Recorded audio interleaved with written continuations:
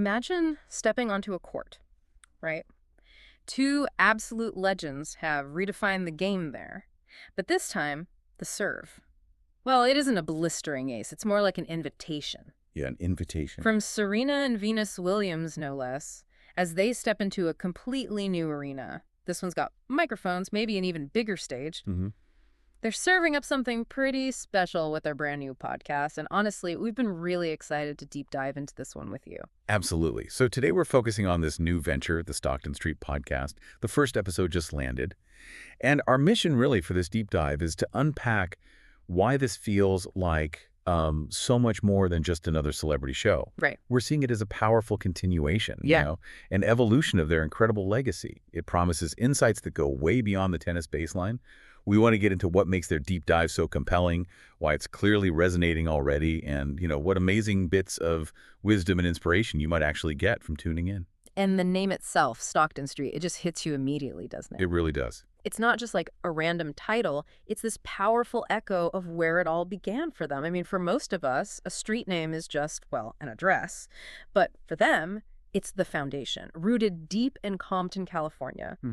It says so much about the grit, the sheer determination, the spirit that forged these two women into the global icons we know. It immediately makes you think, okay, what stories come from a starting point as significant as that? That name, Stockton Street. Solid. Yeah, it's incredibly symbolic. It's a direct reference, almost visceral, back to their childhood home.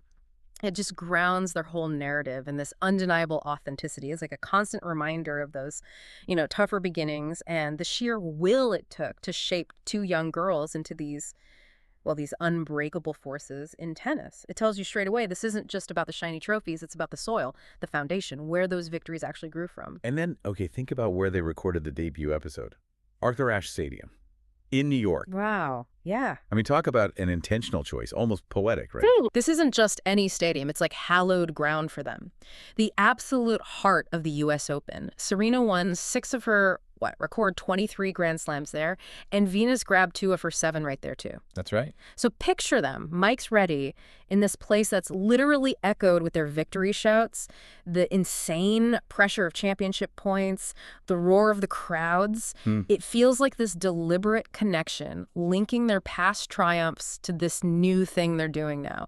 It shows their legacy isn't just stuck in a museum case. It's alive. It's evolving, expanding into new spaces. And that choice of location plus the timing, it does raise a really interesting question, doesn't it? Like, why now specifically? Exactly. If you look at where they are in their careers, this moment feels incredibly poignant.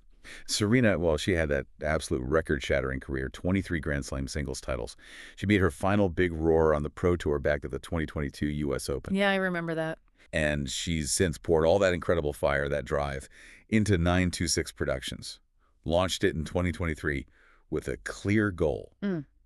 Amplify diverse voices, tell stories that matter. And then you've got Venus. I mean, a true trailblazer. At 45 years young, she just played the 2025 U.S. Open. It's incredible. Oldest singles player there since, 1981? And powered through to the quarterfinals in women's doubles with Leylah Fernandez after being out for 16 months. It's amazing. So, given these journeys are still very much happening, they're so active, how do you think their current viewpoints might shape Stockton Street differently than if they'd launched this, say, 5 or 10 years ago? Oh, that's a brilliant point. That why now is exactly what gives it so much depth. I think 5 or 10 years back there, still deep in the grind, you know, the relentless cycle of pro tennis, future matches, Grand Slams. That was the focus. Right, tunnel vision almost. Exactly. But now, Serena's post-transition, Venus is mid-evolution. They have this reflective distance. They're not just looking back. They're actively building a future on their own terms. And that lets them offer insights with maybe more maturity, a wider lens. They can connect those intense athletic experiences to more universal life lessons about making pivots, finding purpose, staying relevant even after you've hit the peak professionally. That makes a lot of sense. Their greatness isn't ending. It's just transforming. And that's what this podcast seems set to capture. Yeah, and what's really exciting is knowing this isn't going to be just like some dusty highlight reel, old match clips and reminiscing. Definitely not. What Venus and Serena seem to be bringing here is this chance to really own the narrative they've spent decades building, brick by unfiltered brick, in their own voices. It feels like taking control of the story from the inside. Precisely. Venus herself said it so well. She Yeah. shared something like, what we want to share is all the things we've done and gone through that everyone goes through, whether it's winning or losing, on and off the court. That really lands, doesn't it? It does, Yeah. because it signals that, okay, yeah, their experiences are obviously extraordinary. Off the charts, really. Right. But the emotions underneath, the challenges, the triumphs, they're fundamentally universal. It's about the human condition, just amplified through their superstar lens. It gives everyone a relatable thread, even if you've never, held a tennis racket. So, okay, what does this actually mean for you listening right now? What can you really get from this? Well, it sounds like you can expect some really raw, candid conversations, diving into the myths that always seem to float around superstars. Like, imagine them taking apart that myth of the lone genius athlete, showing how their sisterhood wasn't just family, but this strategic, unbreakable bond, a source of resilience and competition we could probably all learn from. And that's just scratching the surface. They're going to get into the real honest stuff about bouncing back from setbacks. I mean, think about the mental tools they must have used after losing a huge Grand Slam final. Yeah. Those aren't just tennis tools, are they? Not at all. They apply way beyond the court. If you're facing a setback at work or something personal, they're basically inviting us into the strategy room of their minds, not just the locker room chat.